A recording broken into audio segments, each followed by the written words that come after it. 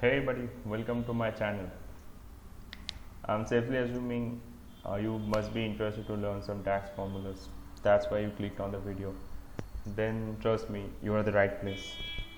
So we'll start with calendar function, uh, creating a calendar table using DAX formulas. So why do we need the calendar table? The reason is that's one of the most important lookup tables. So if you have a calendar table, then actually you can link. So if I have to tell you, so currently you can't see any calendar table over here, but once we create that, you would be able to see one lookup table will appear over here. So that will be named as calendar table, and then you will be able to link that calendar table with your other transaction tables. So this invoicing details is one transaction table, which is the pre-existing data in my Power BI. Okay, so let's jump into that, then you will have a better idea. So if I show you, so this is the data which I am already having. Okay, so this is the name is invoice details. Here you can see we have the dates. In the second column we have customer names, third amount of invoicing, and fourth is the location.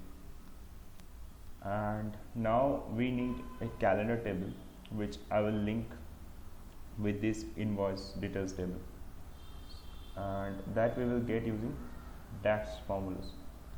So to get that, first we'll go to this modeling and then modeling tab, and then we'll click on this write a DAX expression to create a table.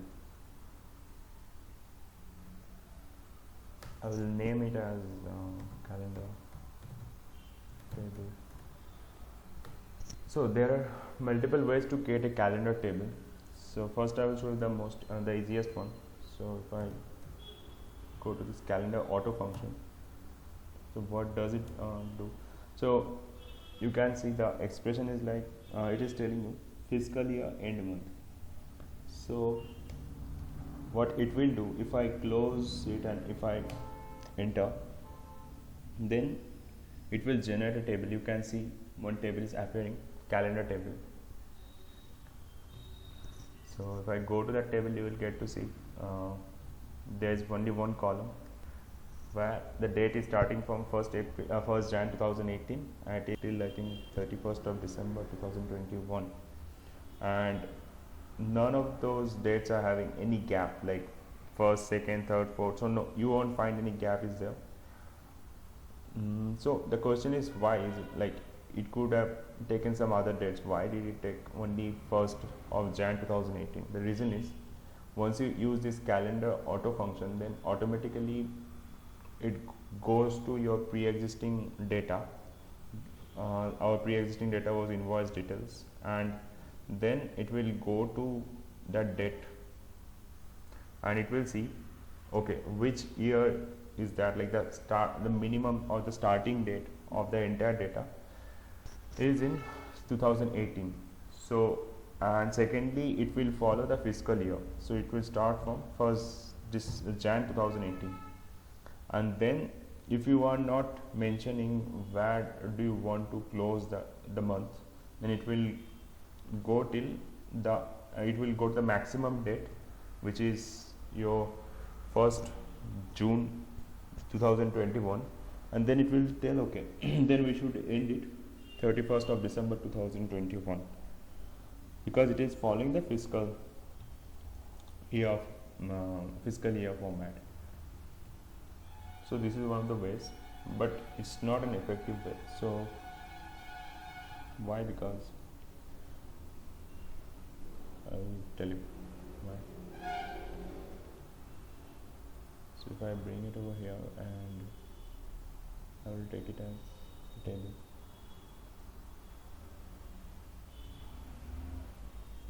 Only dates I need. So you can see these are the dates first, and in my actual table, the invoicing details,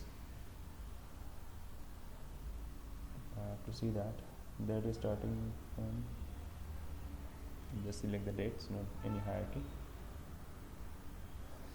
So if I have to align my calendar table with my transaction tables, my lookup tables with my transaction tables, then this calendar auto is not the right function. But still, if you see, if I would have mentioned some closing month, like instead of December, if I would have mentioned 9 means September end.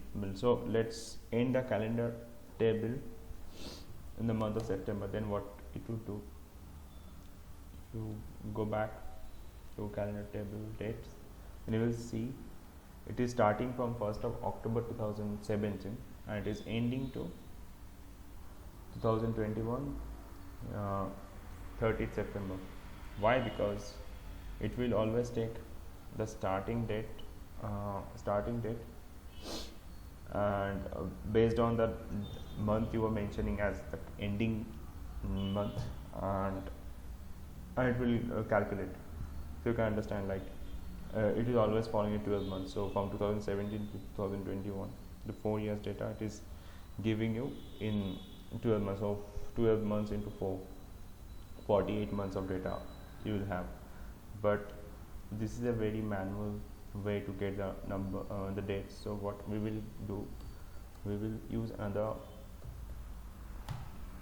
function which is called calendar. So here you can see you have to mention the start date and end date. And now I want my calendar table to be the way my transaction tables are. The transaction table, you can have this date column where it is showing like my first is for April 22nd. So I will make it in that way. So it is asking me to give the start date. So what I will do, I will just give the start date where 2018, then April month and 22nd, and then it will ask me to give the end date. So again I will give the date 2021 first month, let's take September, and then 21. I close it. Then my calendar table will start from 22nd April and it will end on September 2021, 21st September 2021. Still, it is a manual way, because what happens if you what happens, like if you are changing your data here, now you had the data like this, like in the invoice details,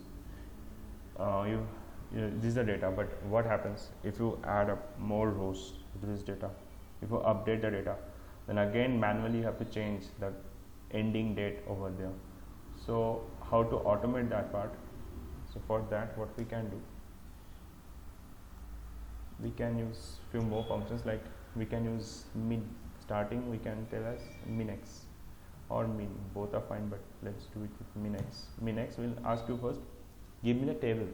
So first it will ask you, okay, there are two tables, but which table should I refer? So first you will tell, okay, go to that invoice details table first, and then okay, then expression, what should be my expression? So you will tell, okay, in that invoice details sheet you will have one column which is called date. So take that minimum of that entire column. Same way, what you will do, you will use max x and invoice details are the table and date. Okay, now you can safely close it.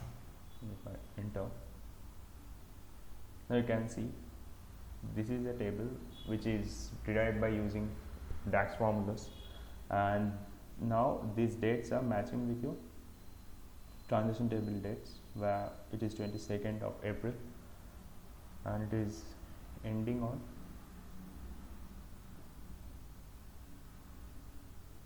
1st of June, where it is also your transaction table is also, so both are matching now.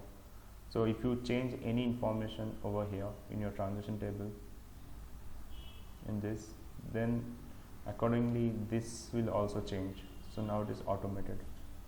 And now what we will do, we will make the connection. So this is my transaction, this is my lookup table. Now I can safely connect both the tables, both the dates. Now it is connected. Same way, if we have some other table over here, for an example, let's assume there is another table called order details. It will come over here, it will have some dates, then you can connect it with that.